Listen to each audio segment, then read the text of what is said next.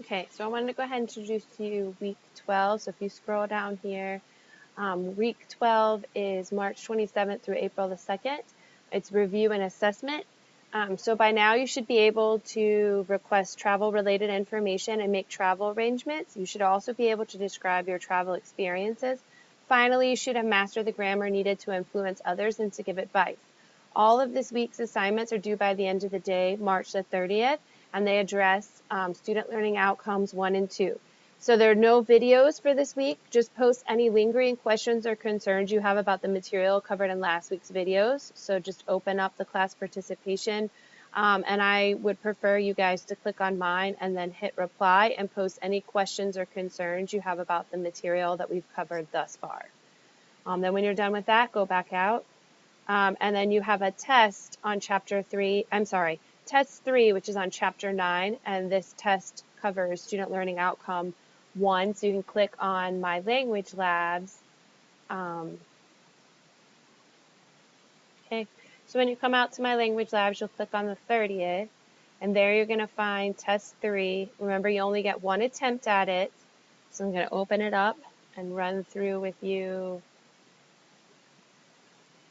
Okay, so it looks like I've opened it before, so hold on a minute. Let me open it again. Okay, sorry about that.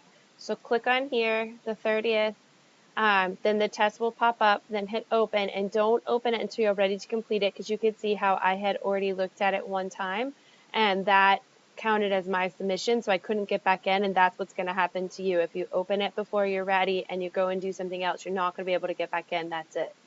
Okay, so click continue. Only do this if you're completely ready. Okay, so Nadia in el aeropuerto. Listen to Nadia describe an experience she had at the airport. Then read over the following statements and decide whether each one is cierto or falso. If the information is not given, select no se menciona. So you'll just play this. El semestre pasado decidí estudiar. Okay, so you'll hear a whole little Nadia talking about an experience she had at the airport, and then you'll just click true, false, no se menciona. Okay, then we'll move on to the next page. In page 2, definiciones, do you know the following terms associated with the airport? Match each term with its definition. These are the same definitions for each one. And so then just match the definition, las maletas. Which of these definitions would go with las maletas? Okay.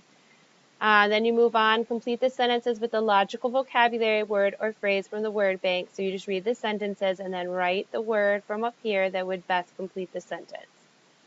Then in 4, you're choosing between por and para, so you just write in each of these blanks either por or para. On page 5, how are adverbs formed? For each of the adjectives listed below, write the derived adverb ending in mente. So you'll take lento and make it lentamente. Okay, so you don't add anything to this. You're going to actually write the word in there. Okay. And here, un viaje profesional. Sergio loves to travel and talk about his experiences. Complete the following passage about his last business trip by choosing the logical adjective from the word bank and filling in the blank with the derived adverb. So again, you're going to take these words, turn them into adverbs, words with mente added on to the end of them, and that's what you're going to write in here. So be careful of that you're changing the adjective to an adverb. Here, do you think es lógico o ilógico? Do you think you have a good grasp of vocabulary? Read the following statements and decide if they are logical or illogical. So you'll read the sentence. If it's logical, hit select lógico. If it's illogical, select ilógico. Okay. Then in the next one, los viajes, complete each sentence with a logical vocabulary word or phrase. So you'll just read the sentences, take the words from here and write them in the blanks. Here, complete the following sentences with the correct subjunctive form of the verbs provided. So it's telling you it's all going to be subjunctive, so you are plugging in the subjunctive form of each of these words. Be careful here that you have a reflexive pronoun, so you need to do something with your reflexive pronoun. And 10, select the correct subjunctive form of each infinitive verb provided. So what's the subjunctive form for each of those for the verb? And here, conjugate the following verbs in the present subjunctive using the subjects provided. So you're given the verbs and you're told to form the subjunctive. And remember, some of these are going to be irregular, so be careful with that.